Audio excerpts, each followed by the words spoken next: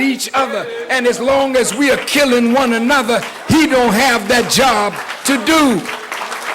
So in 1965, Malcolm is gone. In 1968, Martin is gone. Now when Malcolm and Martin are gone, watch what happened.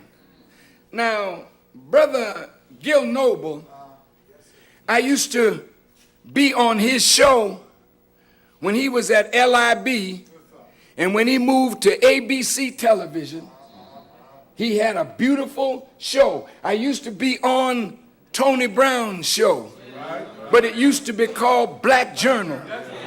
We used to turn on our TV and see black news. Come on. Black news. Everything had black in it. You go to Baltimore, there was the Black Star program. You go to California, it was black, it was black, it was black, it was black. That language united us no matter where we were on the earth. If we were black, we were family. If we were black, we were brothers. And the enemy couldn't take that. He had to find a way to destroy that. So when Martin Luther King was killed, 100 cities were set on fire. And the United States government said, who led this? These niggas, they done got so militant now. The Negro Improvement Association, that improved to the point where they militant. Some of them niggas got guns. Some of them niggas got Molotov cocktails. They burning down our cities. So the federal government went to look for the leader. And he found out that it really wasn't a leader that organized that, but blacks had become a national community with shared attitudes toward white people and a system of beliefs about this government, about police, about white supremacy, about Jim Crow, and we were all on the same page no matter what church or mosque we belonged to. And he said, now we got to destroy this. How you gonna do it? He said, first thing we gotta do is see that it's this television that was broadcasting what we was doing to them niggas. It's the television that gave them similar attitudes toward us. It's not the leader, it's the television. When we hit a nigga in Alabama, them Negroes in New York was looking at it. So them people are getting to the point where they feel each other's pain now. So they're reacting. When we killed Martin, this cracker's talking, them niggas jumped up in all them cities, even though they didn't follow Martin King, they burned the cities down. So he said, first thing we do, we got to get rid of these television shows with this black stuff in front of it. So Black Journal became Tony's Journal. Now you took it away from a universal concept and you made it personal. See? Shift in language. And as they shifted television programs away from blackness, they changed the language of our expression. They said, now, during the time of blackness, we saw blacks in the world as the majority population. We outnumber white people 11-1. They cannot have us thinking that we are the majority and they are the minority. So when the language changed, we started referring to ourselves again. Now, new language, the minorities. Then another language change, the disadvantaged. See? And as they changed language, it started conceptually in our minds to make a shift away from each other as black brothers and sisters. And then the final nail in that coffin was, you are now an African American.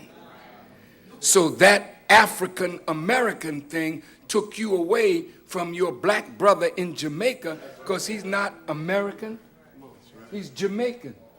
All of a sudden now there was a disconnect started happening between us and the Caribbean, us and Central America, us and South America, us and Australia, New Zealand, us and Africa. But it was very subtle. You would have on the booba, you would have on your African clothes, but you were not as committed to Africa. So the language change dropped us down now into another kind of groupings. Then when the Berlin Wall fell, they sent CIA operatives that used to operate in Eastern Europe to work among the gangs. Now you got to ask yourself, what is a CIA operative doing working among gangs? That was to promote gang life. Since you were growing into this need for unity and unified expression, the home began to lose its force for love. Because now in the new economy, mama couldn't stay home and cook anymore. So, what's this woman that cooks?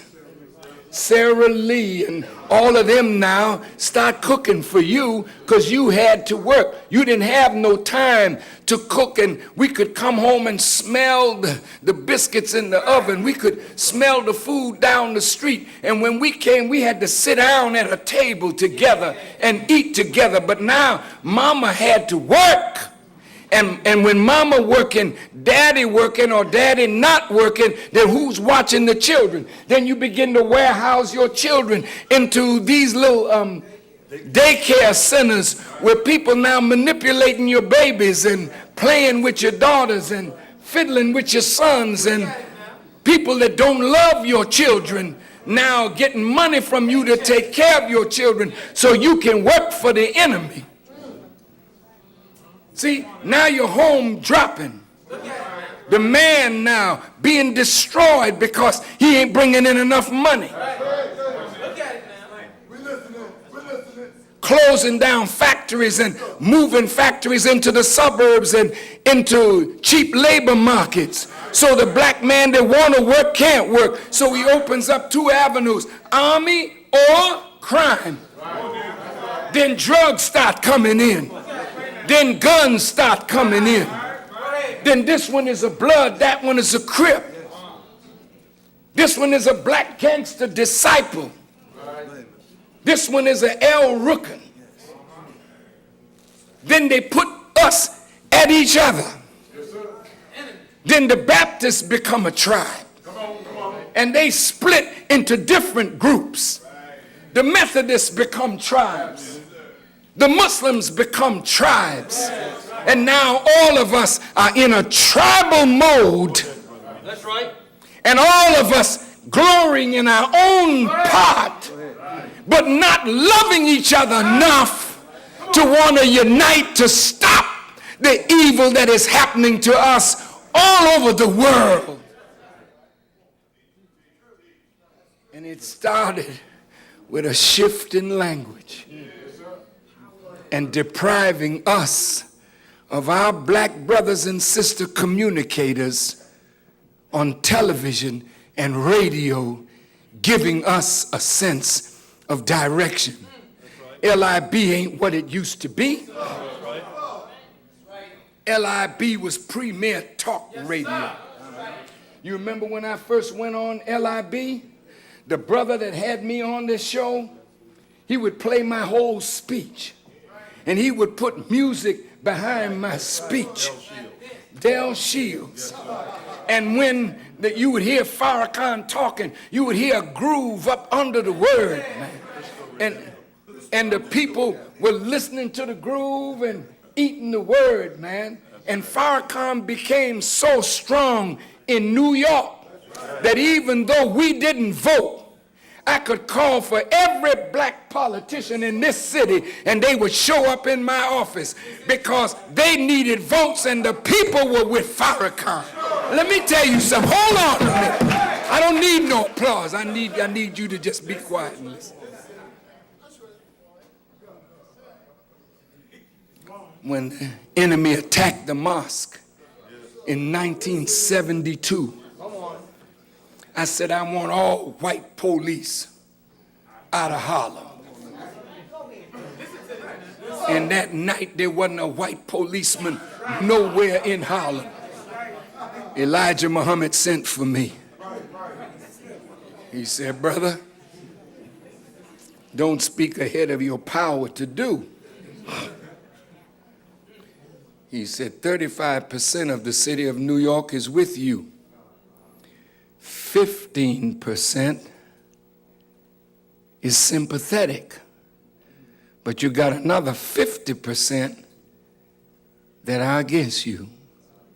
He said, you go back to New York, take the 15% that are sympathetic and make them like the 35% of New York that's with you, then reach over into the 50% that's against you till you get 25% of them sympathetic with you, and any order that you give will be carried out. Now, that's right. I came back here to New York. This is the truth, man. Police commissioner came up in my office, and I told him, look here, man, I'll bathe this city in blood. He said, Farrakhan, you would do that? I said, yes, sir. Now, they knew they were dealing with a crazy man. But let me tell you something. Crazy men in this world get respect.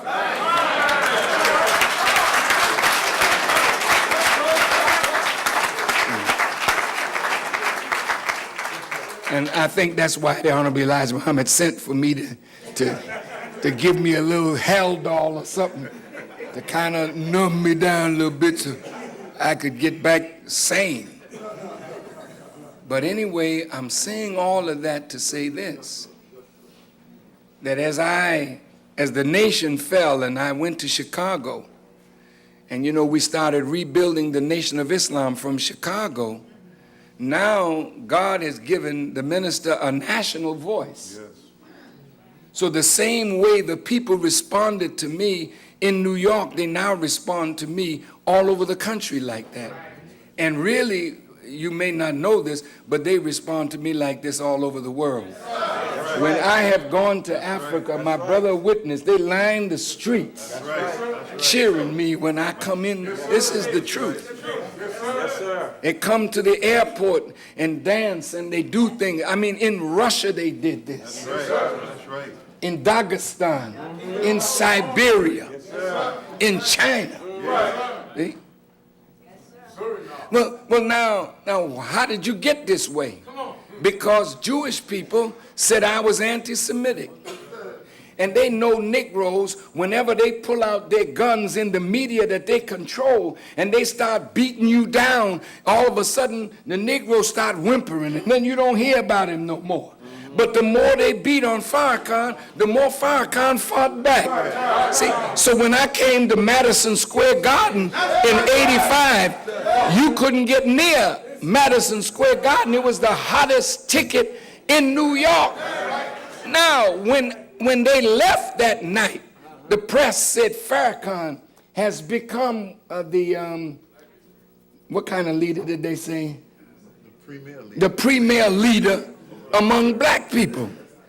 Now, in 1995, from 93 to 95, the minister going all over the country talking to black men. We called the Million Man March, and 1.8 million black men showed up. Now, the people didn't understand what I did after that. Say the minister, he squandered the goodwill and went to Africa with the thugs of Libya and Saddam Hussein and all these people. I did meet with all of them, all right. But I met with a whole lot of others that were not thugs or rogues. I went down to South Africa, and Nelson Mandela, even though our plane was hours late, Nelson Mandela waited for me. And the Jewish deputies wanted him to meet me in his office. He said, no, I will meet Farrakhan in my house. And when I went to South Africa, I sat down with Nelson Mandela. We talked, we got along. When we came out, the press said, well, this man so and so and so and so. And he said, well, I didn't find nothing like that. Right. That's right. That's right. So you don't read that in the paper. When I was in Mecca, none of this you know. But the scholars in Mecca, I demanded a meeting with them. And in Mecca, they sat me down for 3 days, and we argued over Islam. Now, most of you, when you go there with a scholar, you bow down. But Elijah Muhammad didn't make me no faggot to bow down to nothing in this world.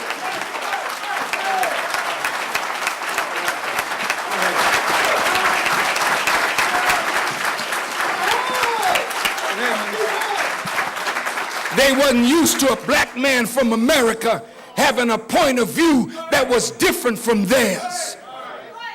And when they started talking to me, I started taking notes.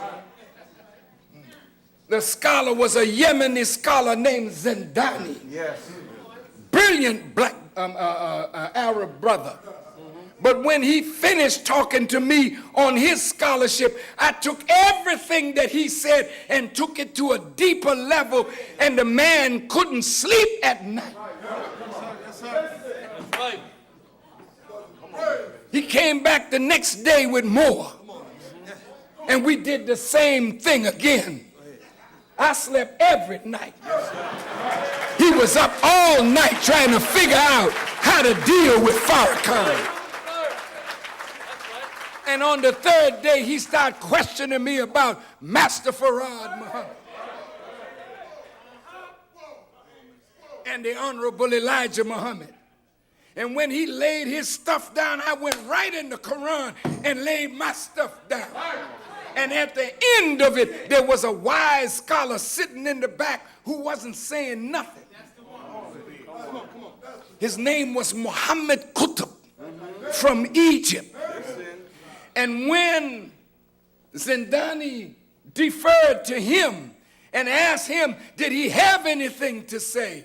These are his words. He said, I came to listen and I came to learn. And I have both listened and learned. And then we went to Asa prayer and we agreed to disagree, but we were respectful. Now, Negroes don't come out of Mecca, out of America, talking to the scholars of Mecca like that. The man told me, he said, Farrakhan, when you're sick, you go to see a doctor. And when you're ignorant, you look for the scholars. So I said, are you the scholars? Will you arrogate to yourself scholarship with the Muslim world in the condition that it is in? I kicked his butt. Now, let me see. Now, I'm telling you something about being a punk and a faggot when you get in front of power. God damn it, if you know God, then stand up like a man and face the world.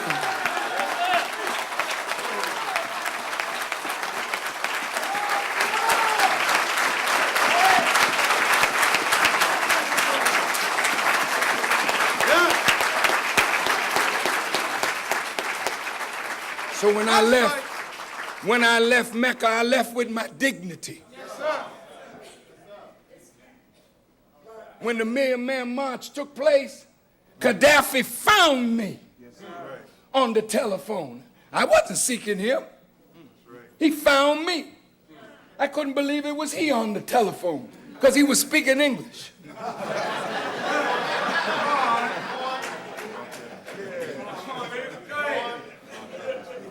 And he said, Farrakhan, he said, I want you to come to Libya. I will back you with $1 billion. I will back you. Because I told him when I was there, when his people wanted me to be in America doing some revolutionary stupidity.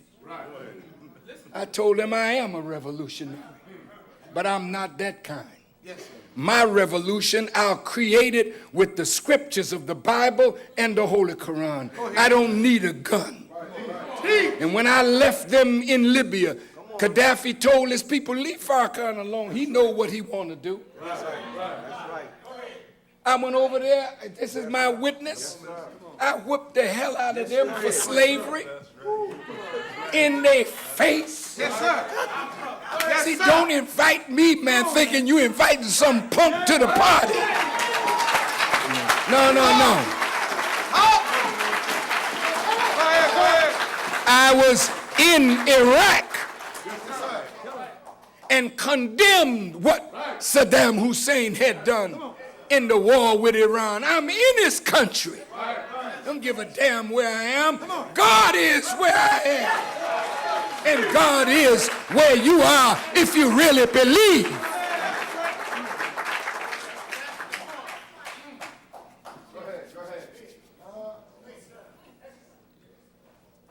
So now, when I went to Africa and the Middle East and Asia, I wanted to tie our struggle to the struggle of our people all over the world, because the whole world saw you in Washington and the whole world was moved by nearly 2 million black men ranging in ranks like a solid wall. And when they saw you, they said there's hope for us, because if those black men became a spiritual, moral, and political force, they can change the policies of a government that has militated against our rise.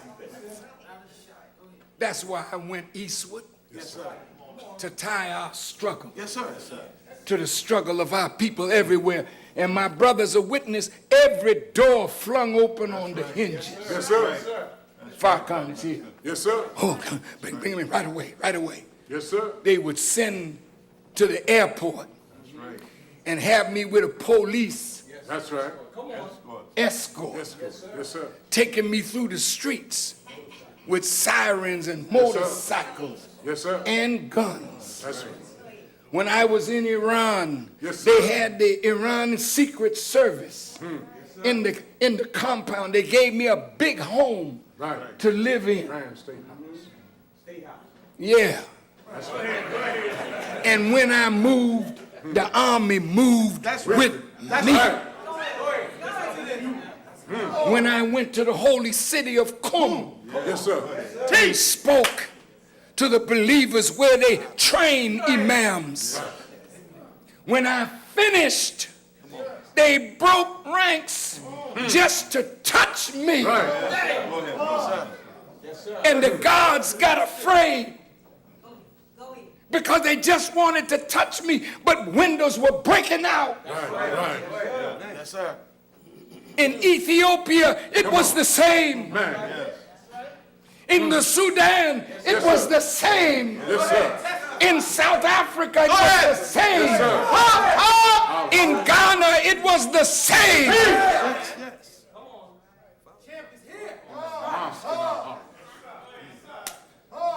I don't talk about these things. But we have film on all of this that maybe one day you will see. Yes, sir.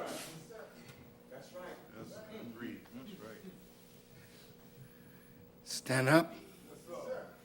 The whole world is waiting with bated breath for your rise. Do you think it's an accident that you were placed in America? And America has become the ruler of the world and the only remaining superpower, and there's 40 to 50 million of us in her midst. Don't you know you the rudder that can turn this big ship around? Go ahead. All you need is leadership that have testicles. All you need is leadership that will not sell you out. That's right. That's right.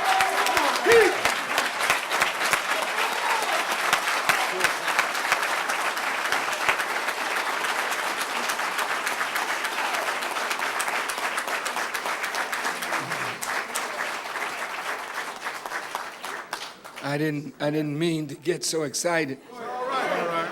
All right. I really been doing a lot of talking over these last few days, and my voice is a little tired, but my spirit is on fire because I see the suffering of our people worldwide. And the hope of the world is what goes on in America.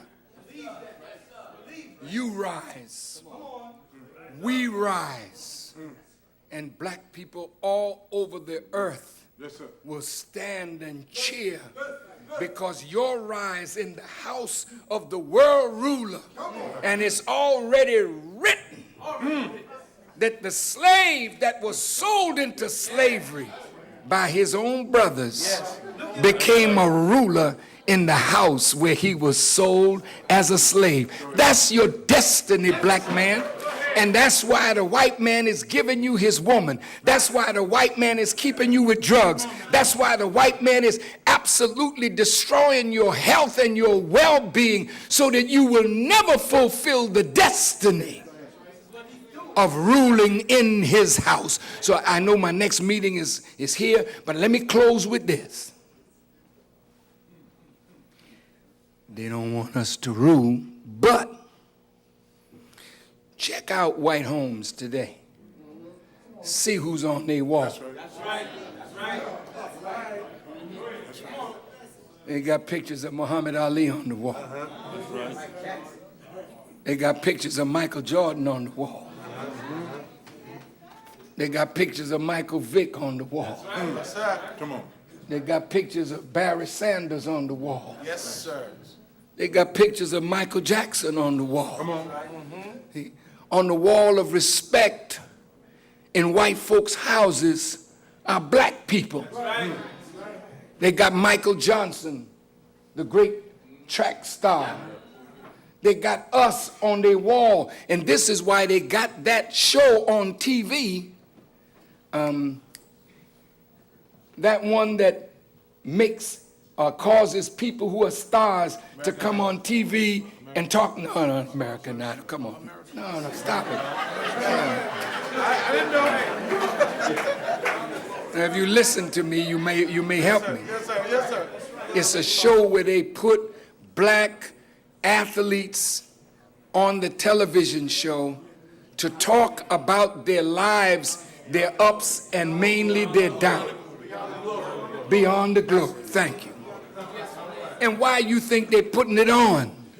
Because the magnetic attraction of black sports and entertainment figures is capturing their children. And they want to show their children this is the Negro, the nigger. Don't follow him. It's too late, Whitey. It's too late.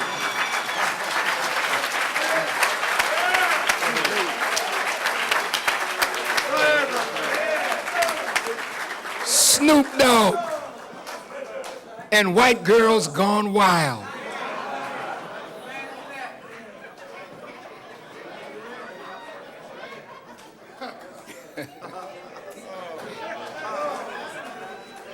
Here's white rappers now.